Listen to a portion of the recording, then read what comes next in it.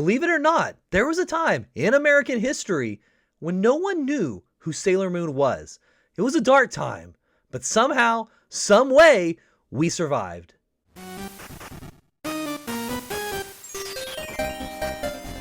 It might sound strange now, but back in the mid-90s, Sailor Moon wasn't the world-famous hero that she is today. And no one cared about this anime girl in a short skirt that was trying to fight evil by moonlight and win love by daylight. At least in America, no one cared.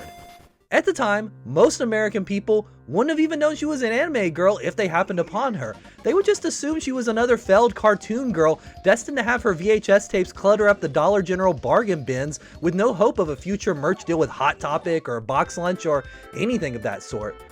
Boy, would they have been wrong, but could you have blamed them at the time? Most people didn't know what anime even was in the US. And even less people seemed to know who the Guardian of the Moon was. I guess they thought that the moon just protected itself or something. Yeah, it was a very, very different time. Many people credit anime exploding in America to 3 key franchises: Pokemon, Dragon Ball Z, and you guessed it, Sailor Moon. However, there was a huge difference between Pokemon and these other 2 I just mentioned. Pokemon came out of the gate swinging, and it was huge immediately. Having Nintendo back you does that. On the other hand, Dragon Ball Z and Sailor Moon struggled for quite a while, and were even considered failures initially, before Toonami picked them up, giving them a platform to explode in popularity on. Basically, what that means is that for a few years, the Sailor Moon fandom was very, very different in America than it is today. No one cared about this weird little show from Japan, and when you did find someone that cared, well, that was special. It was so different that it's even kind of hard to put into words. However, I'm going to try, because it used to be very hard to be a Sailor Moon fan. So, with that being said, when did Sailor Moon actually come to America? September 11th, 1995 was the day our Sailor Scouts would finally touch down in America. Yeah, it wasn't that 9/11 yet, of course, in 1995, but still, that's an awfully ominous coincidence, isn't it? Moving on. Now, even though that was the first official release in America, let's not kid ourselves here. Hardcore otaku and comic nerds had been aware of Sailor Moon for a while. The bootleg tapes of raw episodes recorded off of Japanese television, as well as fan subs, were out there. The franchise was massive in Japan, so of course American otaku ate it up as soon as they could. However, since anime fandom wasn't even close to a mainstream thing in America yet, Sailor Moon was even further from a mainstream thing in America. So yeah, after an attempt to turn the show into some live-action American garbage, and another attempt to turn it into some animated American garbage, a bidding war ensued for the rights for this lovely anime, and soon enough, after some prep time, loads of edits, and a brand new American dub straight from Canada, the legendary date approached in 1995, and Sailor Moon graced American TV screens for the first time ever. And no one cared. And like several anime series before it, the show was thrown into syndication, a formula that rarely had any success for anime at the time, and Sailor Moon was no different. I mean, how could this have succeeded? In some markets it aired as early as 5:30 in the morning. That's not even a morning cartoon at that point. That's a super late night cartoon for drunks and druggies. Just look at Adult Swim. I personally have blurry recollections of it being on as early as 6 in the morning in my time zone, and that's not much better. It was destined to fail, and fell it did. Sure, there was a bit of marketing in America with the Sailor Moon Barbie doll knockoffs and the Valentine cards they released, but this show flopped regardless. However, despite the initial commercial failure of this property, there was a small group of fans that discovered the show despite its unorthodox and kind of terrible TV schedule and promotion campaign, and I was one of them. I don't remember the first time I saw the show, but I do remember seeing a glimpse of it in the morning before school. I think that's how a lot of young otaku in the making at the time discovered it. Sure, I didn't see a full episode, but this was around the time period where I was learning what anime was altogether, and this looked like anime, so I was interested. As legend has it, since this aired before I had to be awake for school, and let's just be honest, there was no way I was getting up even earlier on a school day, I set my VCR to record an episode of this show. I didn't really know what it was, but this seemed like the most logical way to get my magical girl fix at the time. By the way, that was something that was annoying about life before streaming services. I love physical media a lot, but just getting to test out a TV show was a very annoying process, and it took some time and energy. If you wanted to see a TV show that aired at a time you weren't home or weren't awake, there were a lot of steps involved. First, you had to have a TV. Second, you had to own a VCR. Third, you had to have a blank VHS tape. Fourth, you had to learn how to set all this stuff up. Fifth, you had to learn how to program your VCR to record your desired show and hope that it recorded the whole thing. That might sound easy now, but it wasn't at the time, trust me. And finally, if you did all of that, assuming that it worked correctly, you might get a recording of a random Sailor Moon episode in lesser quality than it broadcasts on TV, but at least you could watch it on a tape after school that day. I know a lot of people complain about streaming services now, but was this actually a better way to consume media if you were just wanting to check it out? Anyway, the memories. And on a related note, I do remember it running in syndication in the afternoon as well, but it aired at 2:30 in the afternoon. I do remember that, and I was not home from school yet, so it was just hard for me to get my Sailor Moon fix at this time. Moving on. So one way or another, I finally got to see an episode of Sailor Moon thanks to the technology of a VCR, and it didn't do a whole lot for me. Yeah, it looked like anime, but it wasn't the same as the stuff I had already seen. You gotta remember, my first real anime was the Sci-Fi Channel edit of Dominion Tank Police. So I started out with some pretty hardcore weeb goodness, and it's not exactly shocking that the dumbed down for 90s American TV version of Sailor Moon didn't wow me immediately. However, I stuck with it because, well, there just weren't a lot of options back then. And eventually, something started to change in me. I was starting to enjoy this show. I don't remember exactly which episode did it. Maybe it was the first appearance of Sailor Mars, since she's best girl. Maybe it was an episode full of Luna moments, since everything is better with cats. But eventually, something started to change in me, and I became a fan. So how was it being a fan of, at the time, this obscure show from another country with little to no mainstream appeal, in America at least, that was almost exclusively marketed not only at girls, but very young girls at that? Well, it felt kind of odd. Obviously, everyone loves Sailor Moon these days regardless of age, gender identity, or political views, but that wasn't the case back then. In the modern day fandom scene, the Sailor Moon community is one of the most welcoming fandoms out there when it comes to these things, but it didn't feel that way just yet. I mean, this show was so obscure, you could argue that there were no fans for one to even compare themselves to, but it just felt a little bit off enjoying this show regardless.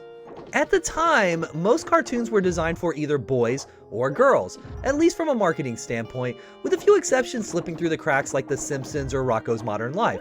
On top of that, most cartoons were designed for a very specific age group. There was a big difference between a show made for a 5-year-old and a 10-year-old, and the American companies knew this. It was all part of the marketing scheme of the Sailor Moon phenomenon they were trying to pull off with very little effort. Part of what made this show so appealing to these American companies to begin with was the success of Power Rangers. You see, with Power Rangers, they targeted young boys that were right in the middle of Transformers and Mortal Kombat. It wasn't time for them to fully embrace being a teenager, but maybe those cartoons of their youth seemed a little bit silly to them now. They tried to recreate this with Sailor Moon, except targeting very young girls that were very much still into very young girl things and cartoons. Needless to say, falling into a different perceived demographic for this show made it even harder to be a fan, at least publicly speaking. Could you talk about this to your friends? Could you ask the weird guy at the comic shop for merch? Would the tattoo artist look at you odd when you asked for that tattoo of Sailor Venus on your thigh? The possibilities of awkward interactions were just endless. But at the end of the day, there was a small glimmer of hope that there were more like you. I mean, this anime thing seemed pretty great, and this was anime. So where were the Sailor Moon fans at exactly? Well, as it turns out, there were tons of boys around my age going through the exact same turmoil in their heads, which was a good thing for all the future Yuri Artist Alley tables at cons that would clean up just a few short years later. As someone who was getting into anime at the time, it should be no surprise I was into art and comics and drawing pictures myself, and as a result, my young friend group also was into art and comics and drawing pictures themselves. So it wasn't long before we all found out that we were keeping a dark secret inside of all of us. We were watching Sailor Moon behind each other's backs and not telling anyone. Then something strange happened. Our weird little group of friends that liked comics and what little anime we could find started to expand. And soon enough, there were even girls involved in the group. That was new at the time. While I was never one of those kids that was scared to talk to girls, most of them just weren't interested in the types of things that I was into, like rock and roll or anime. That might sound weird now, but again, it was a different time. And all of that changed when Sailor Moon entered all of our lives. Sure, in reality, it made sense because, as I stated earlier, the show was marketed to girls. But somehow it still came as a surprise. So there we were, our weird little group of Sailor Moon fans, struggling to get our fix between weird syndication schedules and a lack of any real worthwhile presence in America. Sure, there were a few VHS tapes floating around the various retail stores. Sometimes you could even find an issue of the manga, and those fan subs continued to float around the comic stores, but it felt like this show was destined to be underground forever. It was a rough couple of years to be a Sailor Moon fan in the States. And one of the worst parts about that time period was hearing about all of the stuff we would never get in America, or at least at the time, we assumed we would never get in America. You heard rumors about two of the Sailor Scouts being in a relationship together, or how the original had all of these intense scenes that were just too much for American TV. Or how about that spinoff with Sailor Mercury singing in space with Freddie Mercury, and they rode on a spaceship through time and through galaxies, and they made a cat friend here and a dog friend there, and then Brian May showed up, and there were explosions, and there were Gundams, and there were robots, and all of this stuff was happening at the same time. You just had to see it. Yeah, some of the rumors might have not been true, but some of them seemed like they probably were, and it just kept you guessing as a fan. During this time period, many grassroots movements and fan groups also started to pop up, with Save Our Sailors easily being the largest and most influential. The fans wanted this show to succeed, and they were ready to work for what they believed in. Sailor Moon fans were quickly becoming more and more organized, and also more and more intense at the same time. It seemed like overnight, Sailor Moon was taking over the entire anime scene in America. As a result, some older otaku started to actively dislike Sailor Moon fans because of their intensity and dedication. But at the same time, that intensity and dedication was bound to pay off one day. And then it happened. It did, indeed, pay off. 1, 2, This one's going 1, out 2, to 3, all 4. the ladies. I am Sailor Moon, champion of justice. After her! Feel a strange force here. You want to see action? I'll give it to you. The Sailor Scouts are here. The commercials started to air on Cartoon Network for a new show coming to their action block. Sailor Moon was coming to Toonami. June 1st, 1998 was the date that Sailor Moon Mania truly began in America on a larger scale. Sure, the series was heavily edited. Sure, the dub was bad. Sure, we didn't even have the whole series, but it didn't matter. Sailor Moon finally had a consistent home on one of the most important TV networks, and I think, even at the time, we knew we were witnessing history. Sure, the show could have flopped again, but there was a buzz around it this time. It couldn't fail this time. It wouldn't fail this time. And it did not fail this time. Someone at Cartoon Network and Toonami saw the potential, and boy were they right. Sailor Moon wasn't the huge runaway success that Pokemon was out of the gate, but it grew over time, and now it finally had a home that was a lot easier to find, and this was mutually beneficial for both brands involved from the very start. You see, Toonami needed Sailor Moon as much as Sailor Moon needed Toonami. While the block was doing well before the arrival of the Sailor Scout team, it was living off of older shows like Robotech, Voltron, and Thundercats. For this block to truly be successful, it needed something new. Sailor Moon was that something new, and both brands benefited exponentially from this partnership. Not only did Sailor Moon become successful enough to continue to air at a regular time every weekday afternoon on Toonami, but soon more anime followed. Before long, you had Dragon Ball Z, you had Ronin Warriors, you had Gundam Wing, turning Toonami into a tastemaker for anime in general, on American TV. But Sailor Moon wasn't satisfied being just another afternoon cartoon to distract kids from their horrible, soul-sucking days at school. Soon enough, ADV Films and Pioneer would release the series on VHS and DVD to great success. Proper versions of the manga would start to be easier to find. You could walk into a store and buy a Sailor Moon poster in America. Floodgates were officially open, and there was no looking back.